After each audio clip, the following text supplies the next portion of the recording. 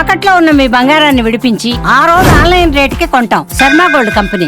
హైదరాబాద్ చర్లపల్లి ఘట్కేసర్ మధ్య జరిగిన ముగ్గురి ఆత్మహత్య కేసులో ఇప్పుడు సంచలన విషయాలైతే వెలుగులోకి వస్తూ ఉన్నాయి. ఆ పట్టాలపై అసలేం జరిగిందో స్వయంగా ఆ గూడ్స్ రైల్ లోకో పైలట్ పోలీసులు ఎదురు చెప్పడం జరిగింది. రైలు కింద పడి చనిపోవడానికి ముందు ఆ తల్లి పిల్లలు ఎలా ఉన్నారు, ఆఖరి క్షణంలో వారి ప్రవర్తన ఏంటి అని ఆ ప్రత్యక్ష సాక్షి చెప్పిన ఆ వివరాలు వింటే ఎవరికైనా వెన్నులో వణుకు పుట్టాల్సిందే అంట. అసలు ఆ చివరి క్షణంలో ఏం జరిగి ఉంటుంది?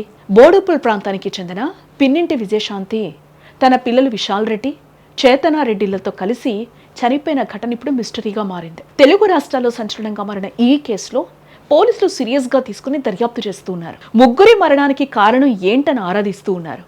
తమ చావుకు ఎవరూ కారణం కాదని ఆమె చెప్తున్నా ఈ కేసు వెనుక ఏదో బలమైన కారణం ఉందని బలంగా నమ్మి దర్యాప్తులో ముందుకెళ్తున్నారు పోలీసులు. ఇప్పటికే కుటుంబ సభ్యులను విచారించగా ఆర్థిక ఇబ్బందులు గాని విభేదాలు గాని లేవని చెప్తూ ఉన్నారు.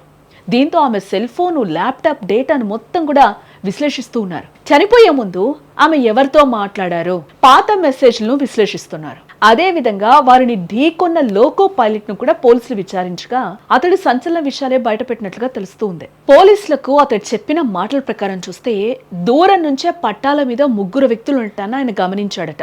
ప్రమాదాన్ని పసిగట్టి వరుసగా హారన్ కొట్టినా వారు అంగుళం కూడా పక్కకు తప్పుకోలేదంట.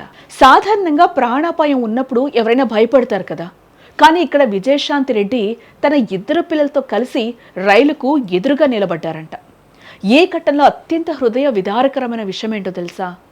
రైలు అతి సమీపంలోకి వచ్చినప్పుడు ఆ ముగ్గురు ఒకరినొకరు గట్టిగా హత్తుకున్నారట. అమ్మా నీతోనే మేము అన్నట్లుగా ఆ పిల్లలు తల్లిని పట్టుకోగా విజయశాంతి వారిని తన గుండెలకు అద్దుకుంది. ఆ కౌగుల్లో ముగ్గురు విగతజీవులయ్యారు. అంటే ఇది కేవలం క్షణికావేశంలో జరిగిందని అనుకుంటామా? ఎంతో మానసిక వేదంతో పక్కాగా నిర్ణయించుకొని చేసిన పనిలాగా అనిపిస్తోంది. విజయశాంతి భర్త సురేందర్ రెడ్డి దుబాయ్లో ఉండడం, పిల్లల హాస్టల్లో చదువుతుండడంతో ఆమె ఒంటరితనంతో బాధపడుతున్నట్లుగా కూడా తెలుస్తోంది. నా పిల్లలను వదిలేసి నేను పోను, నాతోనే తీసుకెళ్తాను అని ఆమె రాసిన నోట్లో ఇప్పుడు కలకలం రేపుతోంది.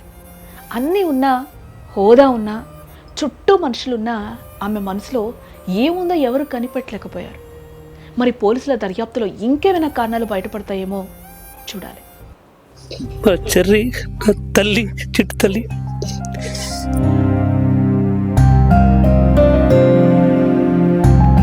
జీవితంలో నాకు వదిలిపెట్టి వెళ్ళిపోయారు. అంతా నేను ఎవరు ఇష్టపడ్డానో వాళ్ళు లేరు.